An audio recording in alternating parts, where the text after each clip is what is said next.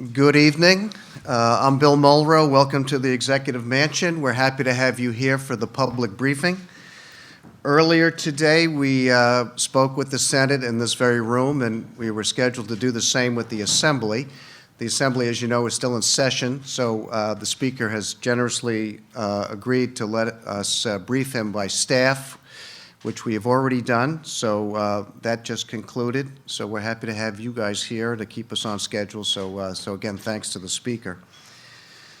As you guys know better than anyone, because you've covered it for the last 6 years, the state has pursued policies of creating good jobs, rebuilding the state's infrastructure, in education, and protecting the environment. This executive budget the governor is about to outline tonight builds on that base while also maintaining fiscal responsibility and giving the middle class a path forward while we're also cutting their taxes.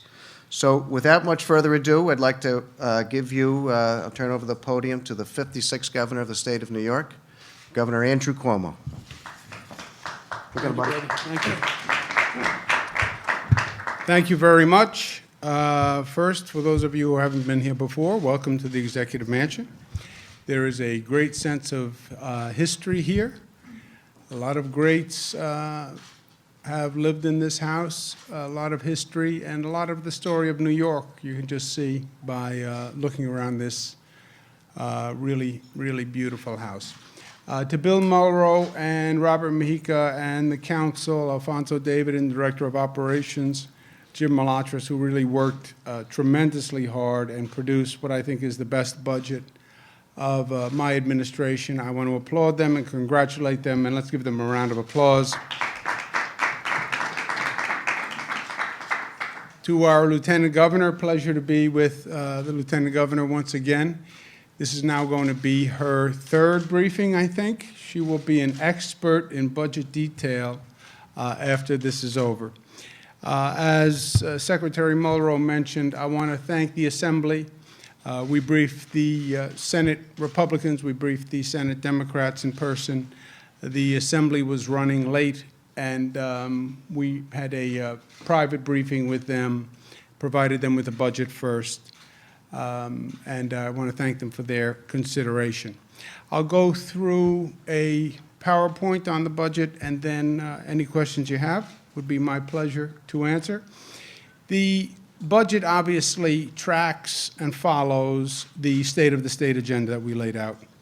And this is a very specific, focused, targeted agenda. This is about helping the middle class. The middle class has felt a lot of pain for a lot of years.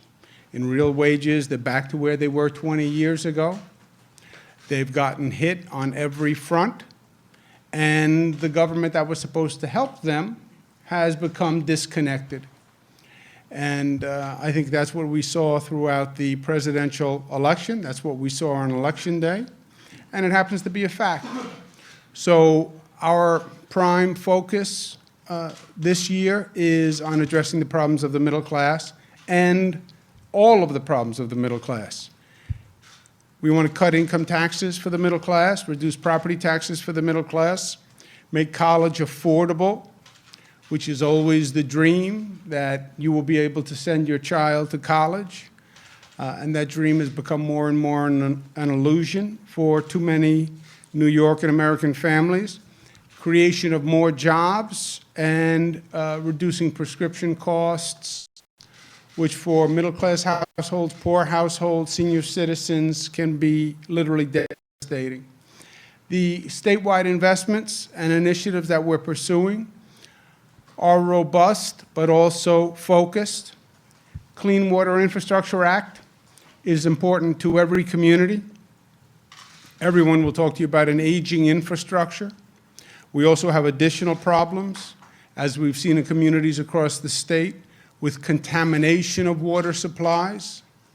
This is especially true in upstate New York, especially true on Long Island, where you had manufacturing areas. And that stain from the manufacturing era is still there and seeps into the groundwater. It seems like EPA is continually updating their list of dangerous chemicals and the allowable percentages. So testing, filtration to make sure water is safe and clean is important, and local governments can't do that on their own. We want to get ahead of that crisis with a $2 billion Clean Water Infrastructure Act. Part of our strategy on developing the economy has been to find and attract the growth industries of tomorrow. That's the story of nano in Albany. It's the story of photonics in Rochester. It's the story of solar in Buffalo. We believe the life sciences field has tremendous potential for New York, building off our higher education and our hospitals, which are some of the best on the planet. And we want to invest in the life sciences industry because we believe there's great potential for us there. The Regional Economic Development Councils that have been doing great work in upstate New York. We want to invest in another round of those economic development projects. Environmental Protection Fund, $300 million. We have a program for college affordability, which will be the first in the nation. One of the previous occupants of this house was Franklin Delano Roosevelt. He would be proud of the college affordability program. What it says is families up to $125,000, free tuition to a public SUNY or CUNY school. And really, it's a move towards free college overall, because college is today what high school was 70 years ago. High school was free. Why? Because you needed high school. If you were to be successful, you needed high school. It was not a luxury. Today, you need college. If you want to be successful, if the state wants to be successful, if this nation wants to be successful, you need a college education. 30 years ago, we were the most college-educated population on the globe. Today, we're number 11. College debt is crushing young people. And you want to talk about the despondency of the middle class? Much of it goes back to this, that the future hope that my child was going to go to college is no longer attainable. New York, as I said, would be the first state in the nation. We're very excited about it. This continues our investment in state parks, which also leads into tourism. Our downtown revitalization initiative to revitalize many of the smaller downtown areas throughout the state. I Love New York, which is one of our great success stories. We invested about $150 million in I Love New York advertising, and revenues went up about $9 billion. I'll take that investment any day of the week. That is really, in part, the beauty of upstate New York, which is where the I Love New York campaign really focuses. When people see upstate New York, they love it and they come back. All we have to do is get them to go the first time. And that's what I Love New York is all about. Empire State Trail is a proposal that we have that I'll explain in a moment, but I'm very excited about that. It's a riding, hiking, biking trail that would go from New York City to Canada and from Albany to Buffalo, 750 miles. You don't have to do all 750 miles at once, but you can do it in segments. The part that goes through the Hudson Valley will go through some of the most beautiful geography on the planet, some of the most beautiful places of history on the planet. And Albany to Buffalo, it's a tour through the history of this nation. So we're very excited about that. Also, it'll be an economic development generator. Adventure New York are the DEC facilities across the state. Prescription drugs would also be the first program like it in the country. It would have the state capping the cost of prescription drugs, which have gone out of sight, and you have many pharmaceutical companies that are raising costs exponentially, and it has a devastating cost to the healthcare market as well as families themselves. We have a Buy American program, which would be the most aggressive in the country. Invest in manufacturing in this country and in this state. We need manufacturing jobs. We need more manufacturing jobs. So when we get a chance to boost American manufacturing, we should. Property taxes are the single highest tax burden in the state. It's not even close. And I think one of the greatest obstacles this state faces. I've been working on it for years. We have another way of getting at it in this presentation, which you'll hear in a moment. Raise the age is to raise the age of criminal liability. New York is one of only 2 states that still treats 16 and 17-year-olds as adults for criminal liability. And that has to change, and it has to change this year, and we have more proposals. The numbers, in an overview, the state starts with a $3.5 billion deficit. I propose funding education at $1 billion. The $1 billion is our growth cap plus $40 million. For those of you who are new, education used to be funded at all sorts of different amounts in the past. A few years ago, we came up with a formula, an inflation formula for education, and we said the state would fund education at that formula amount, so local school districts across the state could then plan. This budget funds it at that growth cap, which is 3.9% plus an additional $40 million. The college affordability program that we spoke about is $163 million. Medicaid also has a growth formula. We increase it at the formula amount, which is $567. The remainder of the state agencies are basically flat. That's a total state operating budget of 1.9%. It's under 2%, which is the fiscal discipline we brought to the state and we try to bring to local governments. What they call the all funds, when you add federal funds, transfer funds, it's 3.4%. Quick review of the spending. As I said, state operating is 1.9. Medicaid is at the cap at 3.2%. School aid is 4.1. I fund it above the formula cap. Executive agencies, our budget are basically flat again, and remainder is basically flat. The Office of the Controller also comes in at 2%, and I want to thank the Controller for his cooperation. The Office of the Attorney General also curbed spending and came in at 2%. The Office of Court Administration, I want to thank the Chief Judge. She also came in at 2%. The state legislature is at 3%. I don't control the state legislative budget, as you know, but they propose it, they submit it. They are at 3%, which obviously is higher than the other offices and also higher than the benchmark that the state has set. One of the main aspects of this budget is tax policy. And this tax policy in this budget does 2 things. Number 1, we do not cut taxes for millionaires. Number 2, we do cut taxes for the middle class, okay? On the millionaires tax, we would extend the current millionaires tax rate and keep it for an additional 3 years. We have a $3.5 billion deficit. Frankly, we don't have the resources to lose the millionaires' revenue now and have this state function the way it should. The loss of revenue from the millionaires' tax would be about $4 billion over 2 years. $4 billion is a devastating amount of revenue to lose for the state.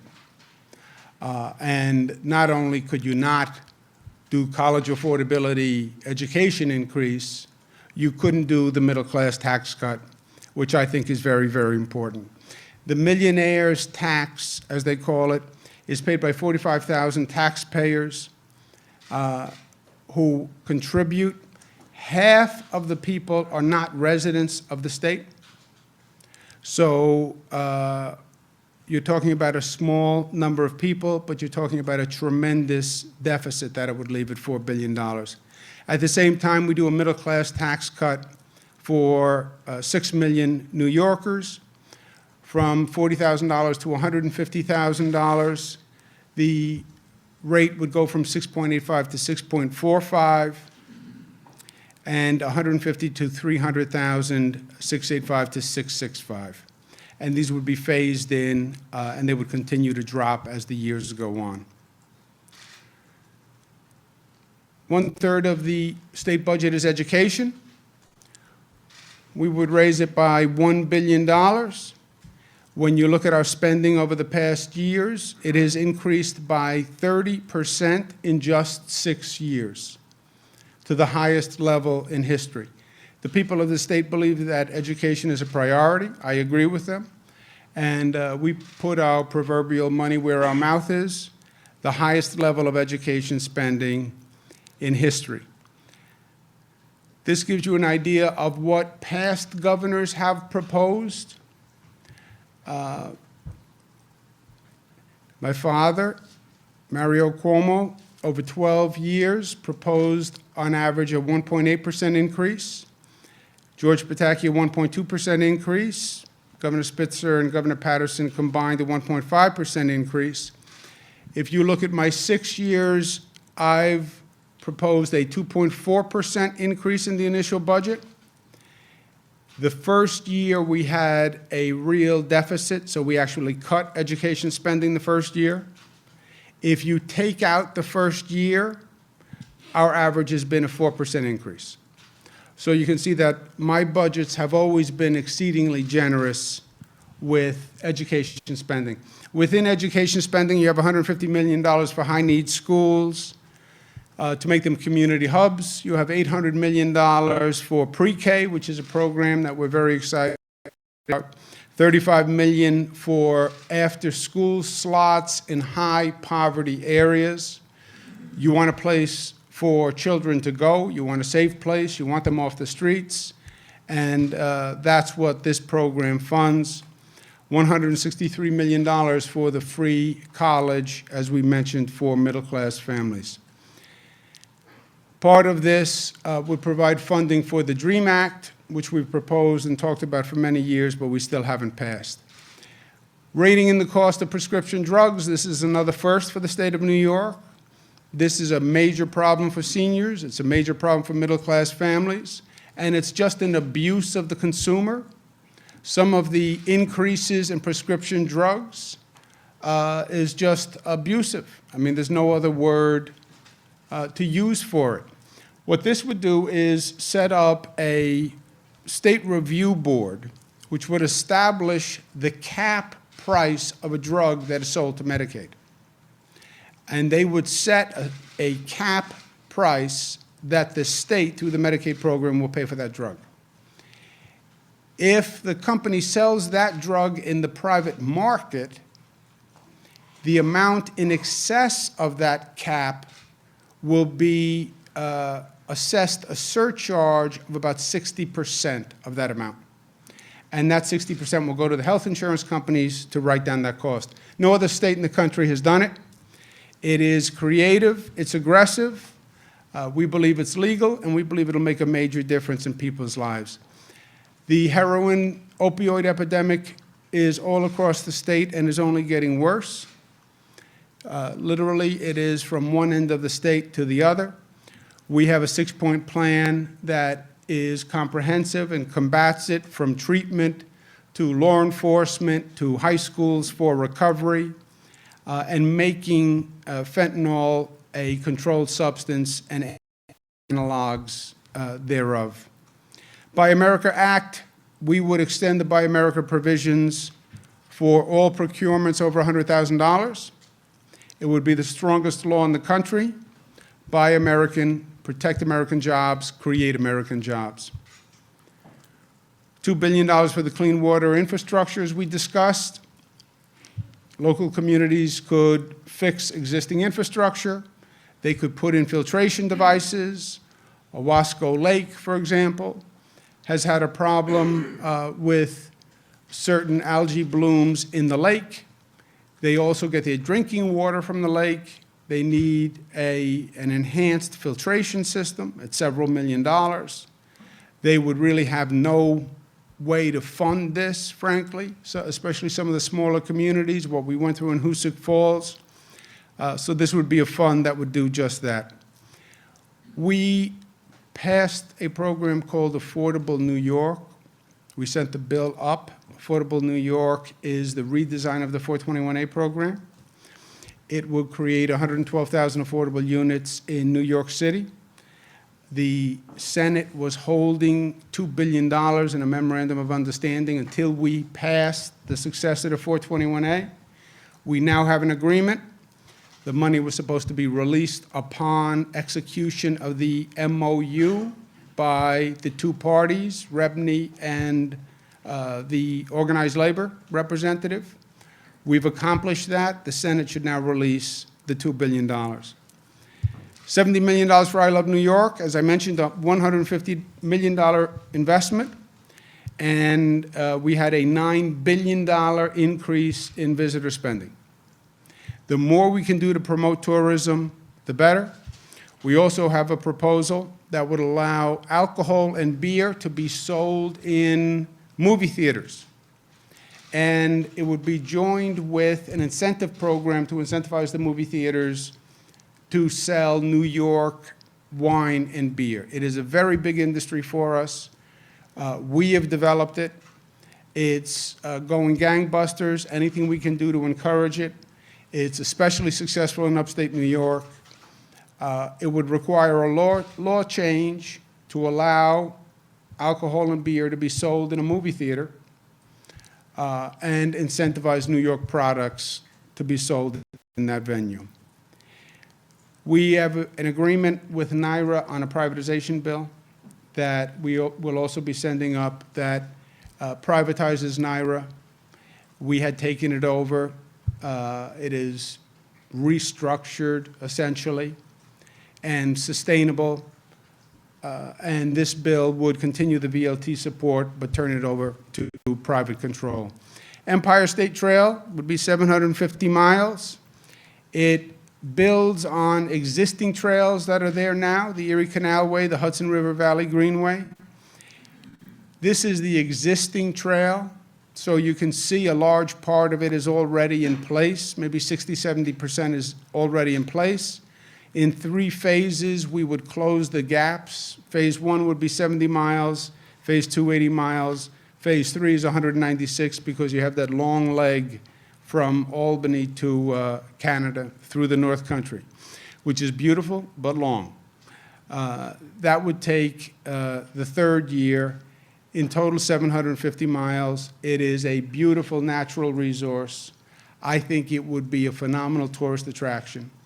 And when you're talking tourism, you're talking jobs in upstate New York, and that is a major priority for my entire administration. Ride sharing, Uber, Lyft is allowed in New York City. It is not allowed in upstate New York. The downstate taxi cab companies oppose Uber and Lyft. I understand that. But I also understand that upstate matters, and it's unfair and unjust that you have ride sharing in New York City, but you don't pass it in upstate New York. I have said many times that I believe upstate New York has gotten short shrift from the legislature. I think over the decades when their economy was stumbling, Albany could have been more help and they weren't. And this is another example where upstate matters, they need help, they need this law passed, and the legislature should get it passed this year. Local property tax is the #1 tax in the state of New York. New York is a high tax state, people say.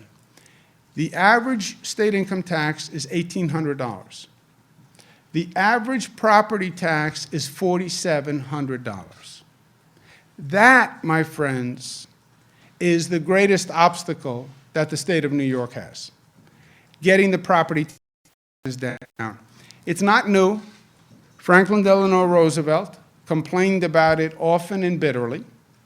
That quote could be a quote that came out of my mouth for the past 5 years. It is about the duplication, size, and waste of local governments. You have over 10,000 local governments in the state of New York.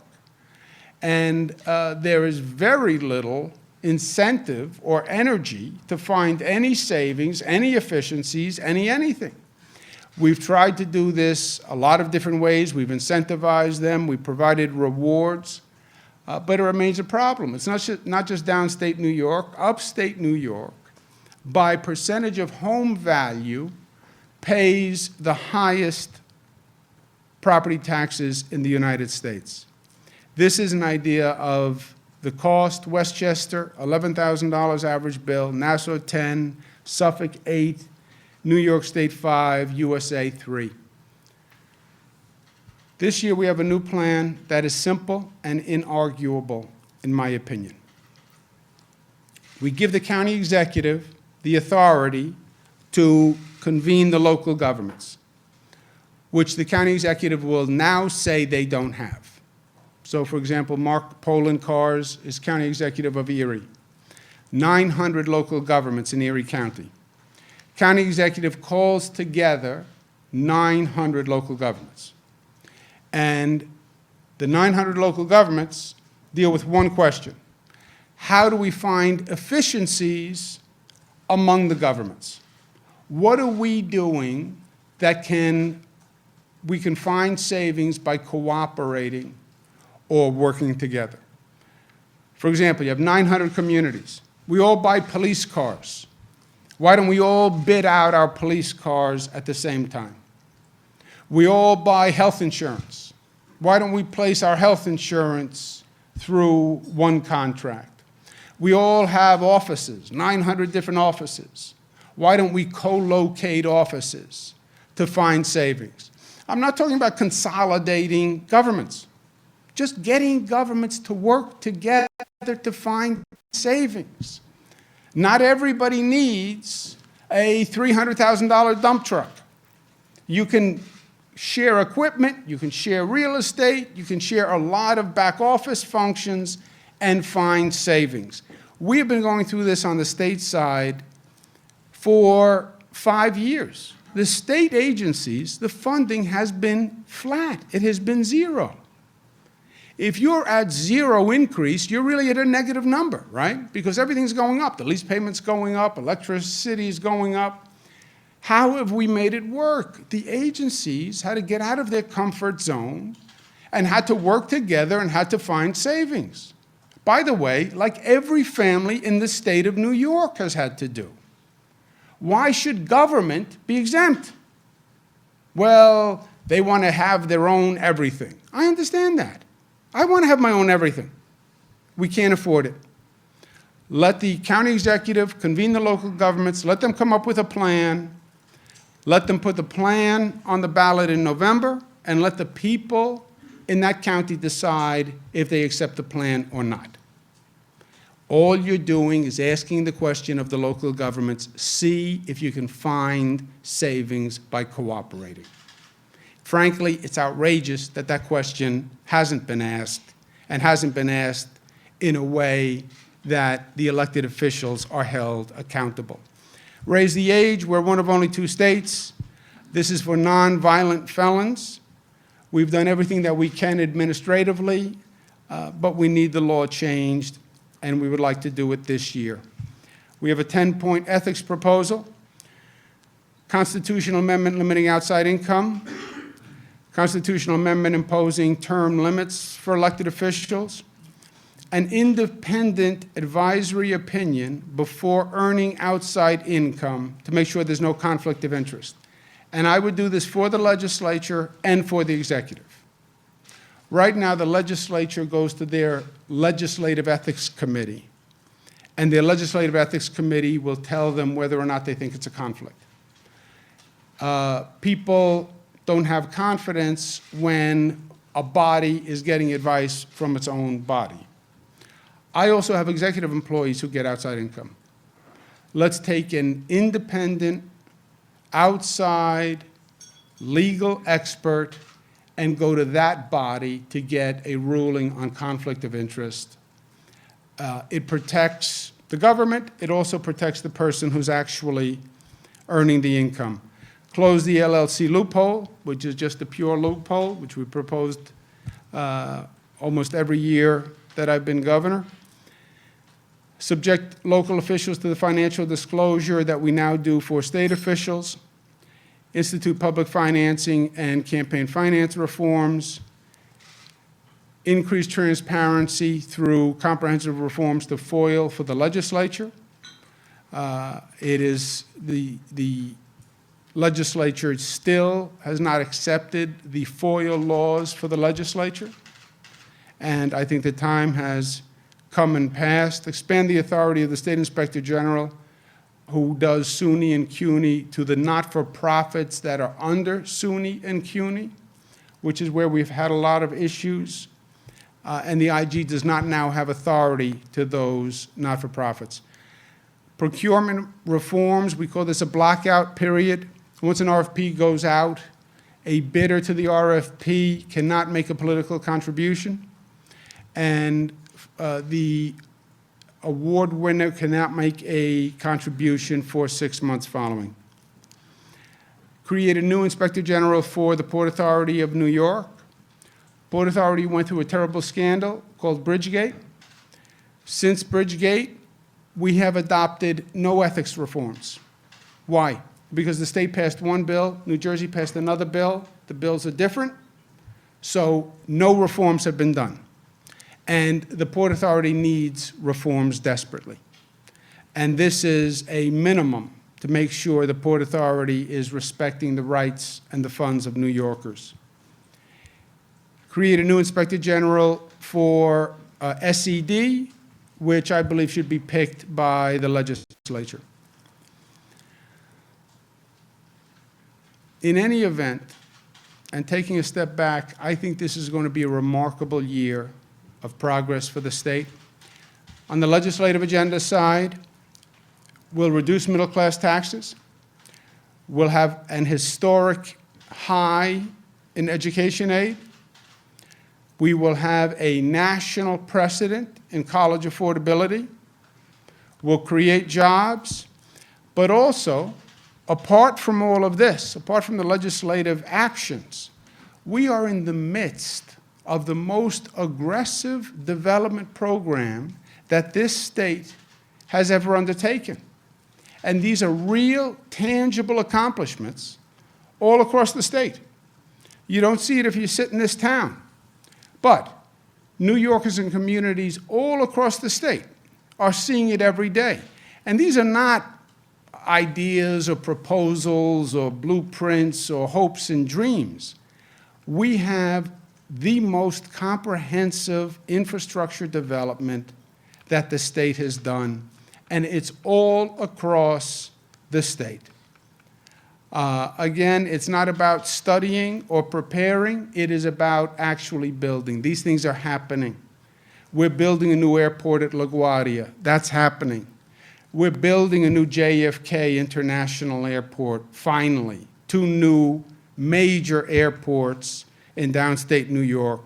We're building a new airport in Syracuse. We're building a new airport at MacArthur, which is on Long Island, which has great potential, where we can link it right to the Long Island Railroad, and MacArthur can take a lot of traffic from JFK and from LaGuardia. We're building a new airport in Rochester, because airports today are the new front door for commerce and business, right? And if you want to be competitive and you want to be successful, you need to have the facilities to match it. Elmira Corning, new airport. Plattsburgh, not only a new airport, but we're making it an economic development hub with a distribution center, et cetera. New Schenectady Rail Station, Tappan Zee Bridge is going up on time. New Penn Station, new Long Island Railroad Concourse, Albany Convention Center.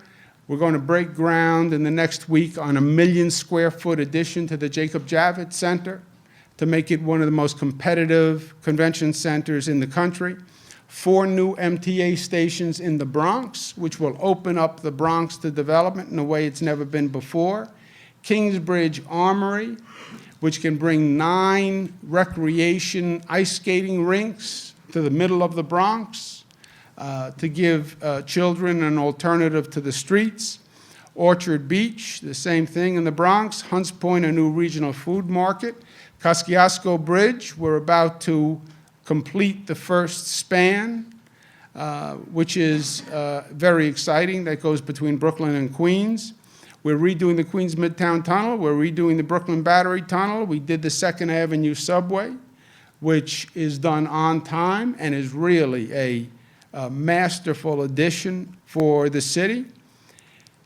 MTA is redoing 33 stations, East Side Access. We're buying 1,000 new subway cars. We're buying 2,000 new buses.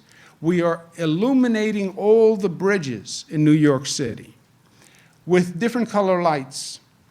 And the bridges can then be coordinated and choreographed to music. So literally, you'll have bridges all across the New York City area that are choreographed. Nothing like this has been done on the planet.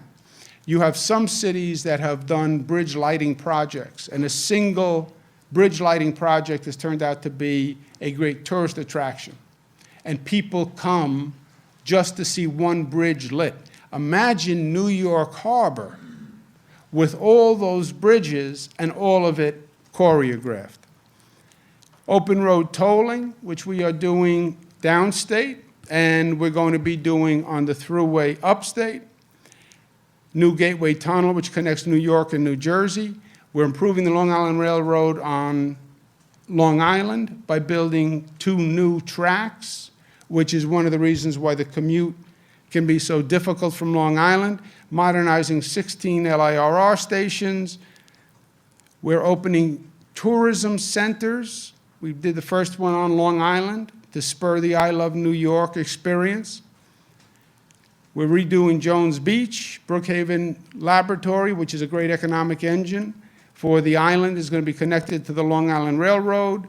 Town of Woodbury, Route 131, the Empire State Trail I hope to get. We've rehabbed the New York State Fair. It broke all attendance records in history last year. Highest attendance in history, and now we're coming back with phase 2.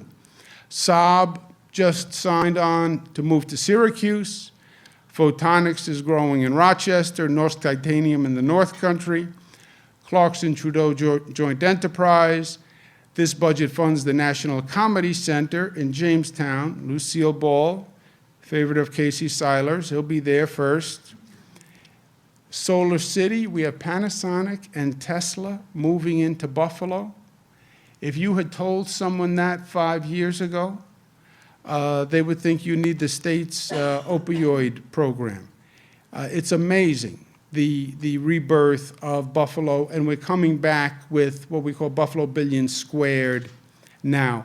An article from this past weekend talked about millennials coming back to Buffalo. This is after decades of young people leaving.